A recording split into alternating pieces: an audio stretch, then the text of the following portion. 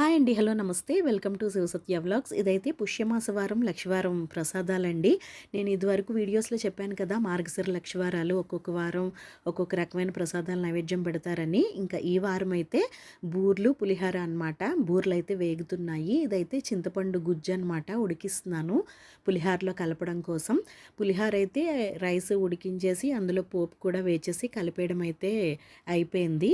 ఇంకా గుజ్జు ఉడికిపోయిన తర్వాత ఇందులో కలిపేస్తే పులిహార కూడా రెడీ అయిపోయినట్టేనండి. ఇక నేనైతే బూర్లు పూర్ణం బూర్లు అనమాట. శనగపప్పు నానబెట్టి దాన్ని మిక్సీలో గ్రైండ్ చేసి కుడుముల్లా పెట్టి వాటితో చేశాను. అవైతే మనం తిరిగి చూసుకోలేకుండా హ్యాపీగా ఈజీగా వచ్చేస్తాయి.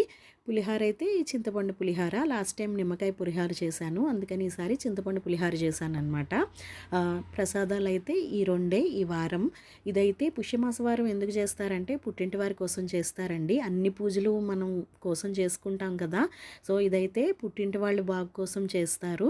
సో మనకెప్పుడు సపోర్ట్‌గా ఉండే పుట్టింటి వాళ్ళు కూడా బాగుండాలని ఈ వారం పూజ చేసుకోవడం అనమాట. ఇంకా నేనైతే ఇలా వడపప్పు అలాగే గోధుమ పిండితో చనివిడి కలిపానండి. పంచదార వేసి యాలకులు వేసి చనివిడి, అలాగే ఇది బెల్ల పానకం అనమాట. మిరియాలు యాలకులు దంచి కలిపాను. ఇంకా ఇదైతే స్త్రీల వత్స కథలు పుస్తకం అండి. మా పెద్దమ్మ నాకు ఇచ్చారు. నేను ప్రతి నోముకి పూజలకి దీని నుంచే చదువుకుంటూ ఉంటాను.